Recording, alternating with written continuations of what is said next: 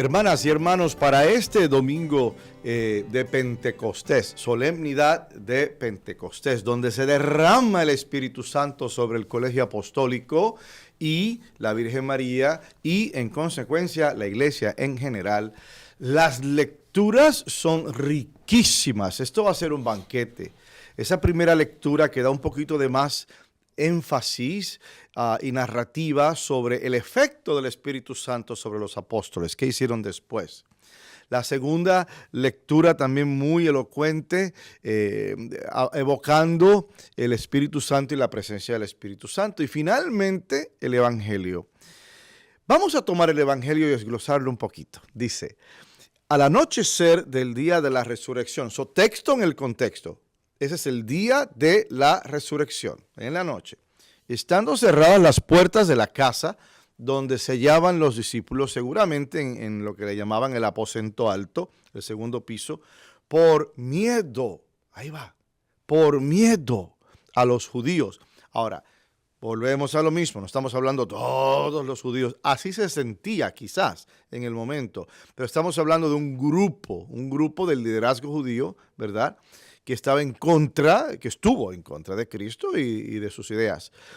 Por miedo a los judíos se presentó Jesús en medio de ellos. O sea, a puerta cerrada y Jesús, todopoderoso, entra a la habitación y le dice, la paz esté con ustedes, tengan paz, shalom. Recuerden, shalom es la paz que viene de adentro hacia afuera, independientemente de lo que esté pasando afuera. No es la paz que viene de afuera hacia adentro, o sea, me siento en paz por lo que me está pasando o por lo que me está rodeando. Dicho esto, le mostró las manos, el costado, un Cristo resucitado, bien, y los discípulos se llenaron de alegría y Jesús le dice, la paz esté con ustedes, y le da un sentido de envío, no simplemente eso, sobre ellos, el soplo, como el soplo de la vida, como el soplo de la palabra, como el soplo de la inspiración. Y dice, reciban el Espíritu Santo. A los que les perdonen los pecados, les quedarán perdonados, y a los que no se los perdonen, les quedarán sin perdonar. Esto fue un don, un regalo de nuestro Señor Jesucristo en reafirmar la recepción del Espíritu Santo y también el presentar el concepto de la reconciliación y de la confesión. Ahora veamos bien. Con la fiesta de Pentecostés, hermanas y hermanos, celebramos el nacimiento de nuestra iglesia. Desde un origen humilde y simple, Jesús seleccionó en los 12 apóstoles un grupo de hombres para llevar a cabo su misión de transmitir el evangelio a todo el mundo. Lo interesante es que este grupo no estaba constituido por la sapiencia, por los poderosos, por aquellos que tenían influencia en la Galilea, en la Jerusalén, en Nazaret, en ese lado. No, al contrario. ¿A quién invitó Jesús? Jesús invitó pescadores. Quizás muchos de ellos no sabían leer ni escribir. Jesús invitó a un recolector de impuestos, que recogía los impuestos, considerado un pecador público porque se pensaba que él extorsionaba al pueblo. Personas quizás que trabajaban en la agricultura, a un chamaco, San Juan, el más jovencito, o sea, un grupo que no necesariamente representaba la crema innata de la sociedad galilea en ese momento.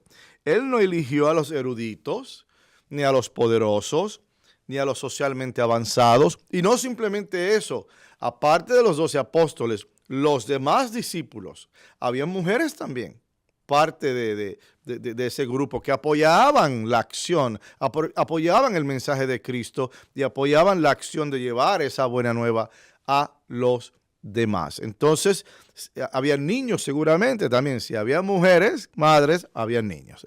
Esa es nuestra cultura y esa era la cultura judía. Entonces, tienes un grupo que no necesariamente se va a ver con mucho prestigio. No simplemente eso. Recuerden que a los primeros creyentes nos arrojaron, los católicos nos echaron fuera de las sinagogas, porque queríamos hacer la misa en la sinagoga para afuera, tú estás loco, o sea. Y después la persecución en Roma, o sea, teníamos todos los elementos para fracasar, tan sencillo como eso.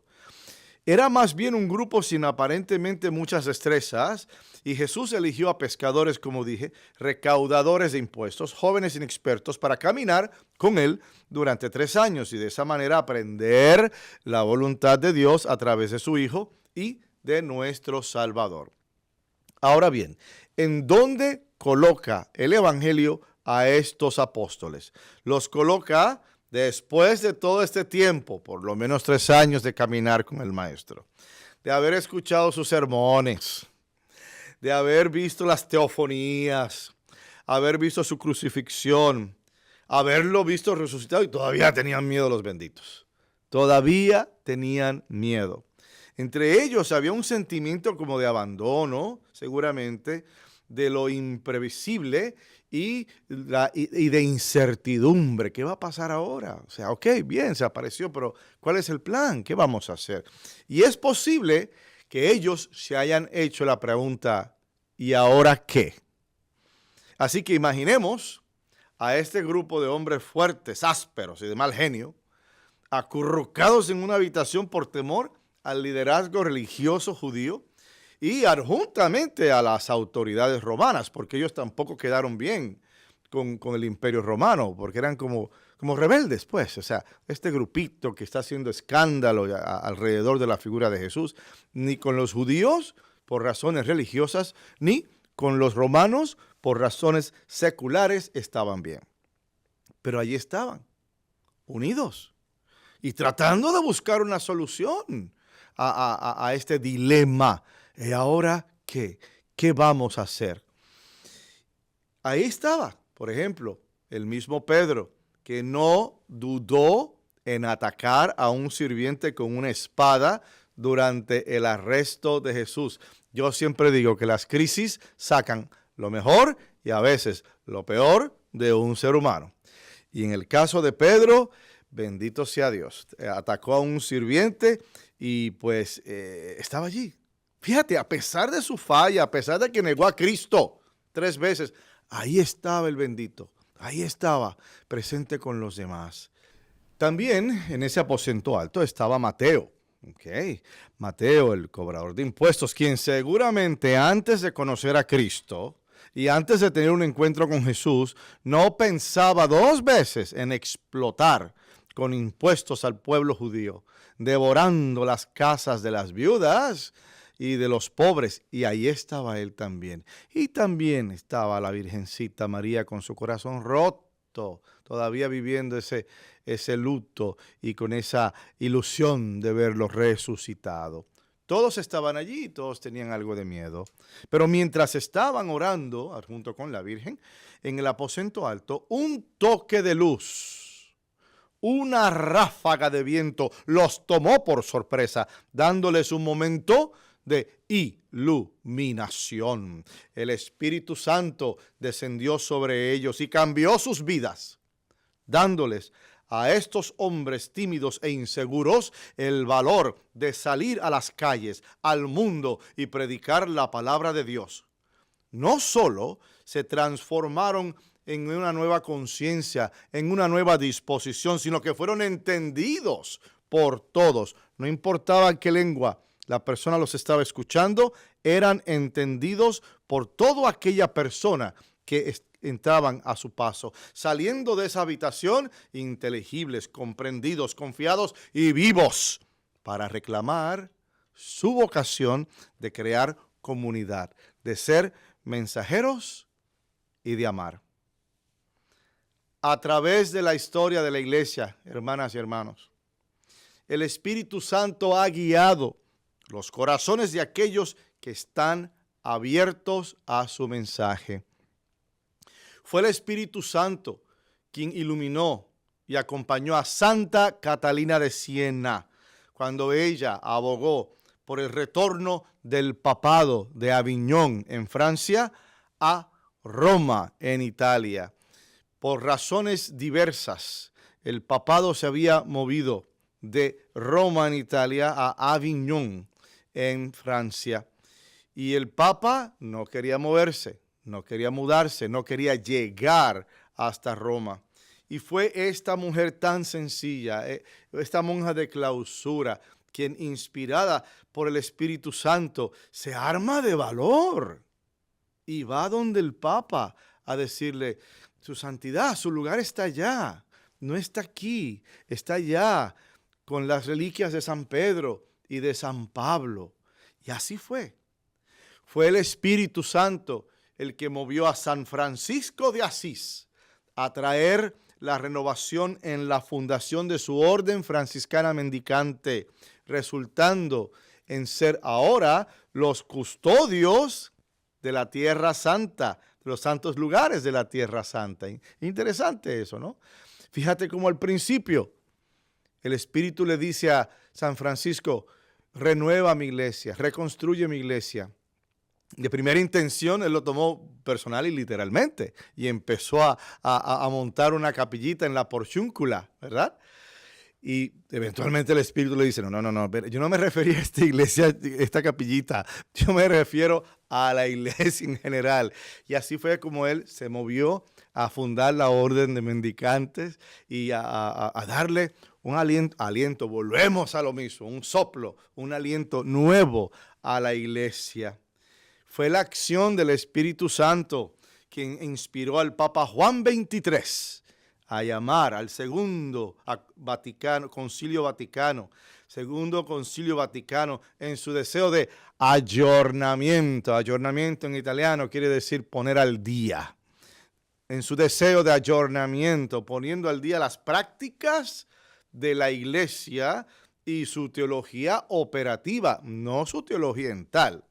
El Concilio Vaticano II no cambió nada de la teología, no dijo nada de que, no, pues ya no son un Dios, son tres dioses, o no, que Jesús pues todo hombre, no divino, o todo divino y no hombre, no.